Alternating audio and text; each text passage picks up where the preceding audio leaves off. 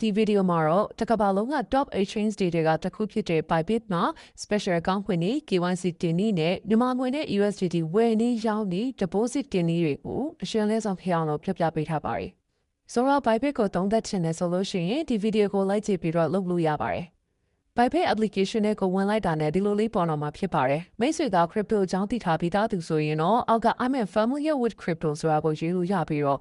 crypto ကြောင့်ကခဏမသိသေးဘူးဆိုရင်တော့အပေါ်က I'm news to crypto ဆိုတာလေးကိုရွေးပြရပါမယ်။ဒီနေရာကိုရောက်လာရင်တော့အပေါ်မှာမိတ်ဆွေအကောင့်ဖွင့်မဲ့ဖုန်းနံပါတ်ဒါမှမဟုတ် Gmail ကိုထည့်ပေးရမှာပါ။ဖုန်းနံပါတ်နဲ့ကကုန်မကြတဲ့ error တွေရှိနိုင်တာကြောင့် Gmail နဲ့ဖွင့်တာကပိုမြန်ပါလိမ့်မယ်။တုံးတဲ့ Gmail ကိုလည်း crypto အတွက်ရည်ရွယ်ပြီးတော့တည်တံ့ဖွင့်ထားတဲ့ security ကောင်းတဲ့ mail မျိုးကိုသုံးပေးပါ။အောက်က referral ကုန်းနေရာမှာကတော့ crypto pixel ရဲ့ referral ကုတ်ကိုထည့်ပေးရမှာပါ။ဘာဖြစ်လို့ crypto pixel ရဲ့ referral ကုတ်ကိုအသုံးပြုရတာလဲဆိုရင် crypto pixel ကနေပြီးတော့လုပ်ပြီးတဲ့ campaign နဲ့ event တွေမှာ reward တွေသူများထပ်ပူရရှိဖို့ပဲဖြစ်ပါတယ်။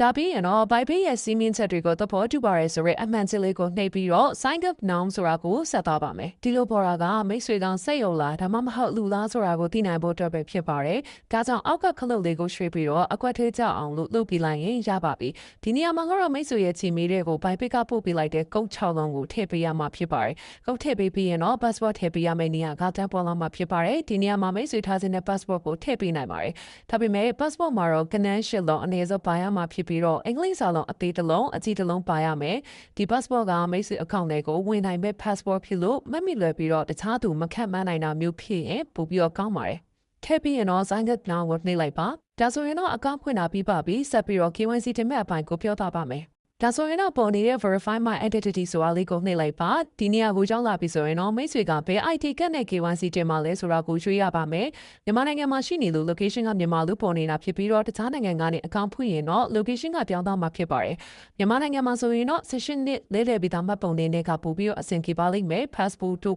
driver license တို့ကတော့တက်တန်းကုန်ရင်ပြန်ပြီးတော့တင်နေရတာဖြစ်လို့ ID ကတ်ကိုရွှေ့ပြီးတော့ confirm နဲ့လိုက်ပါမယ်ဒီနေရာမှာတော့မိတ်ဆွေရဲ့မှတ်ပုံတင်ကိုတပ်ပုံရိုက်ပေးပြီးတော့မျက်နှာကိုလည်း selfie လုပ်ပေးရမယ်လို့ပြောထားပါတယ်ဒါကြောင့် continue ကိုစတင်လိုက်ပါမယ်ဒီနေရာမှာ friends of IT ဆိုတာကမှတ်ပုံတင်ရဲ့ရှေ့မျက်နှာပြင်ကိုပြောတာပါဒါကြောင့်မှတ်ပုံတင်ရဲ့ရှေ့ဘက်ခြမ်းကိုကင်မရာနဲ့ရိုက်ပေးလိုက်ပါမယ်နောက်ထပ် back side of IT ဆိုတာကတော့မှတ်ပုံတင်ရဲ့ကျောဘက်ခြမ်းမှာဖြတ်ပုံတင်တစ်ခုလုံးကိုရိုက်ထည့်ပြီးသွားရင်တော့အခုလိုမျိုးကင်မရာအဝိုင်းလေးပေါ်လာမှာဖြစ်ပါတယ်စဝိုင်းနဲ့မှမျက်နှာကိုအပေါ်အောက်ပေးပင်ညာလှည့်ပေးလိုက်ရင်ရပါပြီဒီလိုပေါ်လာပြီဆိုရင်တော့ KYC တင်တာပြီးသွားပါပြီKYC အောင်လားမအောင်လားဆိုတာကိုတော့ဘယ်ဘက်အပေါ်တောင်က profile ပုံလေးကိုနှိပ်လိုက်ပါအခုလိုမျိုး verify ဆိုပြီးတော့အမှန်ချစ်လေးပုံနေတယ်ဆိုလို့ရှိရင်တော့ KYC အောင်ပွားတာဖြစ်ပြီးတော့အခုလို unverify ဆိုပြီးတော့ပုံနေတယ်ဆိုလို့ရှိရင်တော့ KYC မအောင်သေးတာဖြစ်ပါတယ် KYC နဲ့ပတ်သက်ပြီးတော့ဆွေးနွေးချင်ရင်တော့ crypto pixel မှာလာပြီးတော့ဆွေးနွေးလို့ရပါတယ်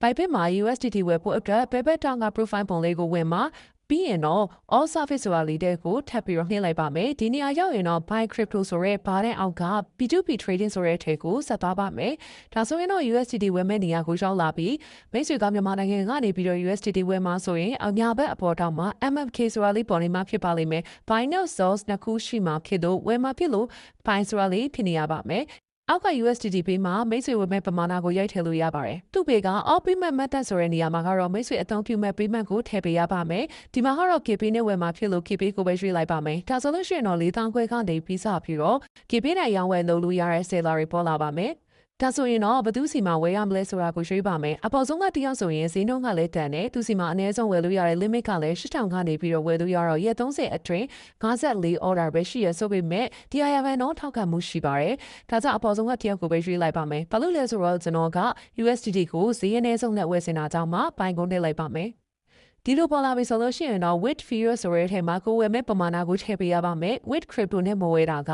ငွေလွှဲတဲ့အခါမှာအစောထွက်အနေနဲ့လွှဲနေရမှာဖြစ်လို့ with fears ကိုပဲသုံးပါမယ် limit ဆိုတာကတော့သူစီမှာအနည်းဆုံးနဲ့အများဆုံးလွှဲလို့ရတဲ့ပမာဏပါ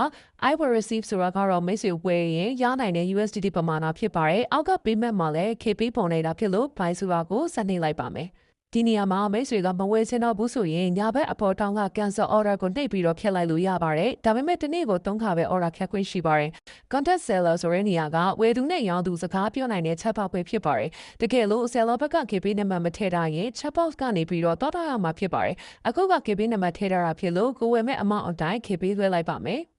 ဝင်လွှဲပြီးတော့ရင် payment completed ဆိုတဲ့နေရာကိုနှိပ်ပြီးတော့ upload document မှာ KP ကနေ Google Visa ကိုထည့်ပေးရပါမယ်။ပြီးရင်တော့ query နှစ်ခုကိုအမှန်ချစ်ပြီးတော့ confirm ကိုနှိပ်လိုက်ပါ။ဒီလိုပေါ်လာပြီဆိုလို့ရှိရင်တော့ reminder ကိုနှိပ်ပြီးတော့ seller ကိုအသိပေးလိုက်လို့ရပါပြီ။ဒီလိုမျိုးအမှန်ချစ်လေးပေါ်လာရင်တော့ USDT ဝယ်တာအောင်မြင်သွားတာပါ။ဒါဆိုရင်တော့ P2P ကိုသုံးပြီးတော့ USDT ဘယ်လိုမျိုးပြန်ရအောင်မလဲဆိုတာကိုဆက်ပြီးတော့ပြောပြပါမယ်။အခုက USDT ပြန်အောင်မှာဖြစ်လို့ sell ဆိုတဲ့နေရာကိုနှိပ်လိုက်ပါမယ်။ USDT ရဲ့ pay ကအပေါင်းနေရာမှာတော့ကိုရောင်းမဲ့ပမာဏကိုထည့်ပေးလိုက်ပါ။ all payment method နေရာမှာကတော့ USDT ရောင်းပြီးတော့မြန်မာငွေကိုဘာနဲ့တင်ယူမလဲဆိုတာကိုရွေးပြရပါမယ်။ကျွန်တော်ကတော့ KP နဲ့လူစင်တာဖြစ်လို့ KP ကိုအမှန်ချစ်ပြီးတော့ confirm ကိုနှိပ်လိုက်ပါမယ်။ဒါဆိုရင်တော့2000လောက်ကနေစပြီးတော့ရောင်းလို့ရတဲ့ seller တွေပေါ်လာမှာဖြစ်ပြီးတော့ဒီမှာကတော့ဒုတိယတစ်ယောက်ကိုရွှေ့ပြီးတော့ sales ကိုနှိပ်လိုက်ပါမယ်။ဒီနေရာမှာက with fear ဆိုပြီးတော့မြန်မာငွေနဲ့ပြနေလို့ with crypto ဆိုတာကိုရွှေ့လိုက်ပါမယ်။ပြီးရင်တော့ကိုရောင်းမဲ့ပမာဏကိုထည့်ပေးရပါမယ်။ဒီနေရာမှာကတော့ USDT အကုန်ရောင်းမှာဖြစ်လို့ max ဆိုတာကိုနှိပ်လိုက်ပါမယ်။ဒါဆိုလို့ရှိရင်တော့ I will receive ဆိုတဲ့နေရာမှာကိုပြန်ရမယ့်အမောင့်ကိုပေါ်လာမှာဖြစ်ပါတယ်။နောက်တစ်ခုကတော့ KP ဆိုတဲ့နေရာပါမိတ်ဆွေလက်ခံမဲ့ KP အမောင့်ကိုထည့်ပေးရပါမယ်။ဒါကြောင့် KP ဆိုတဲ့နေရာကိုနှိပ်ပြီးတော့ KP ထည့်ပေးလိုက်ပါ။ KP ထည့်ရကအရန်လွယ်ပါတယ်။အပေါင်းခလုတ်လေးကိုနှိပ်ပြီးတော့ payment detail ဆိုတဲ့နေရာမှာဖုန်းနံပါတ်ထည့်လိုက်ရင်ရပါပြီ။ထပ်ပြီးတော့ရင်တော့ confirm ဆိုတာလေးကိုနှိပ်လိုက်ပါ။အားလုံးပြီးတော့ရင်တော့ sale ဆိုတာလေးကိုနှိပ်လိုက်ပါဒီနေရာမှာ contact buyer ဆိုတာကမိတ်ဆွေနဲ့ seller အပြန်အလှန်စကားပြောနိုင်တဲ့နေရာပါဒီနေရာကိုနှိပ်လိုက်ပါမယ်ဒါဆိုလို့ရှိရင်တော့မိတ်ဆွေရဲ့ KP နံပါတ်နဲ့နာမည်ကိုပေးခိုင်းတာပါ KP က payment method မှာထည့်ပြီးသားဖြစ်လို့မပို့ပြီးလေရပါတယ်ဒီချောင်းလို့နောက်တစ်ချိန်ထပ်ပြီးတော့ပို့ပြီးလေရပါတယ် seller ဘက်က KP လွှဲပြီးရင်တော့ပြီးစားပို့ပေးပါလိမ့်မယ်ဒါဆိုရင် KP ရောက်မရောက်စစ်ကြည့်ပါရောက်တယ်ဆိုလို့ရှိရင်တော့ receive now ဆိုတဲ့ခလုတ်လေးကိုနှိပ်ပေးလိုက်ပါဒီနေရာမှာ Bybit ဘက်ကနေဒီချောင်းထပ်မိပါတယ်မိတ်ဆွေကငွေမရောက်သေးဘူးဆိုရင်တော့အောက်က I have not received the payment in my available balance ဆိုလေးတဲ့ကိုနှိပ်ပေးရပါမယ်